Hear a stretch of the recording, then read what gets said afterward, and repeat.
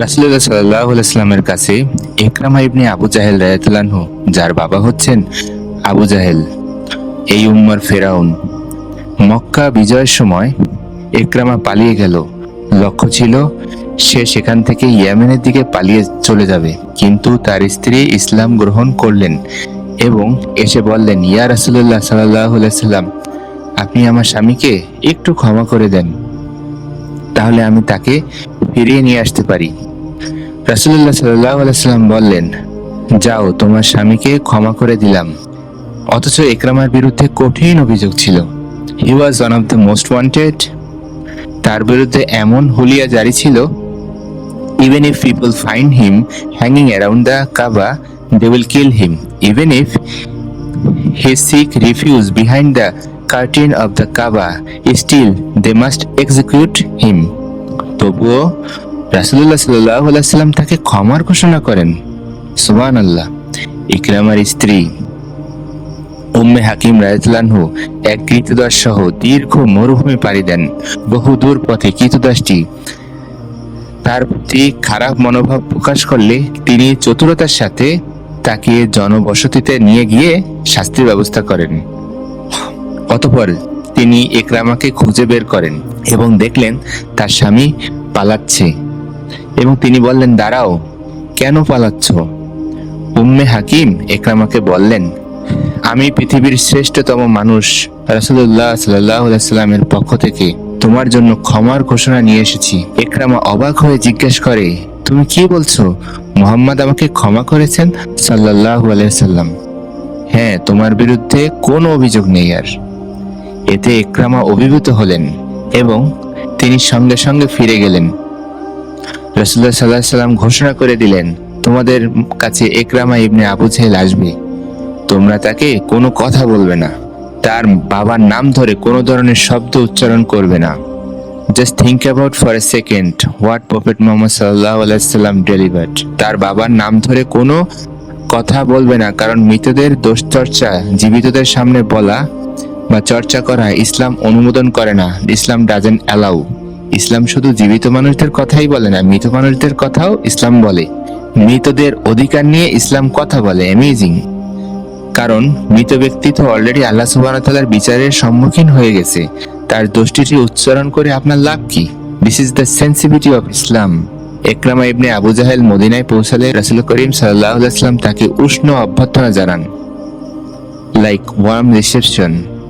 কেউ তাকে কোনো ধরনের ডিস্টার্ব করেনি, তার দিকে বিদ্রুপভাবে তাকায়নি, এমন কোনো কথা বলেনি যে তিনি কষ্ট পান। তিনি আসলেন এবং রাসূল করিম সাল্লাল্লাহু আলাইহি ওয়াসাল্লামের সামনে বসলেন এবং রাসূল সাল্লাল্লাহু আলাইহি ওয়াসাল্লামকে বললেন, হে মুহাম্মদ, শুনেছি আপনি আমাকে ক্ষমা করে দিয়েছেন সাল্লাল্লাহু আলাইহি ওয়াসাল্লাম। তিনি বলেন, হ্যাঁ, তোমার বিরুদ্ধে আর কোনো অভিযোগ নেই। তাহলে আপনার হাতটা আমার দিকে বাড়িয়ে দিন।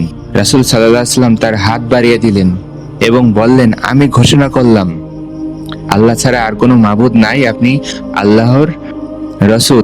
ইয়া রাসূলুল্লাহ সাল্লাল্লাহু আলাইহি ওয়াসাল্লাম, আমি আর একটা ঘোষণা করি, আমার জীবনে আমি যত জায়গায় ইসলামের বিরুদ্ধে কথা বলেছি, এখন থেকে যতদিন বাঁচবো ততগুলো জায়গায় ইসলামের পক্ষে কথা বলবো।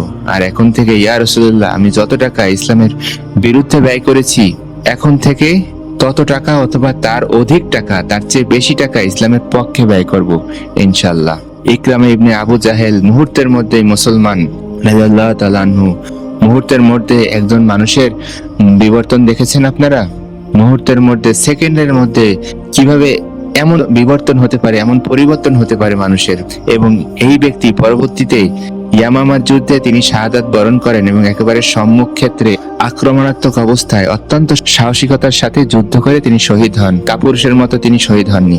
বিখ্যাত সাহাবী আমর ইবনুল আস রাদিয়াল্লাহু আনহু বলেছেন, বিখ্যাত সিপাহ শালা বীর যোদ্ধা ইকরামা কে আমরা পেতাম না যদি রাসূল করিম সাল্লাল্লাহু আলাইহি ওয়াসাল্লাম এরকম একটা অসাধারণ ভালোবাসাপূর্ণ অ্যাপ্রোচ ইকরামাকে যদি না দেখাতেন, তিনি যদি তাকে ক্ষমা না করতেন।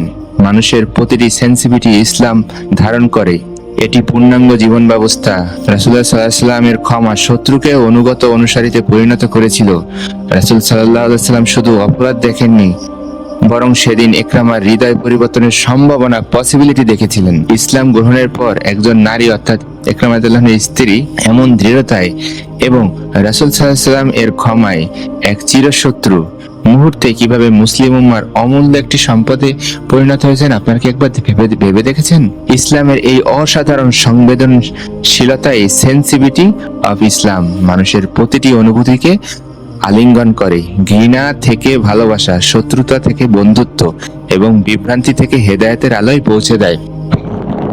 আজকে রাসূল করিম সাল্লাল্লাহু আলাইহি ওয়াসাল্লামের ক্ষমা দৃষ্টান্তের প্রথম পর্ব। আগামী পর্বে ইনশাআল্লাহ আমর ইবনে আস রাদিয়াল্লাহু আনহু নিয়ে সামান্য কিছু কথা বলার চেষ্টা করব ইনশাআল্লাহ। প্রথম থেকে শেষ পর্যন্ত আপনারা দয়া করে একটু ভিডিওটি না টেনে শুনবেন, তাতে আপনাদের অবশ্যই অনেক মঙ্গল হবে ইনশাআল্লাহ। এবং আমার পেজটি ফলো দিয়ে রাখবেন যাতে পরবর্তী ভিডিও আপনারা সহজে পেতে পারেন। আসসালামু আলাইকুম ওয়া রাহমাতুল্লাহি ওয়া বারাকাতুহু। আল্লাহুম্মা সাল্লি আলা মুহাম্মদ, আল্লাহুম্মা বারিক আলা মুহাম্মদ।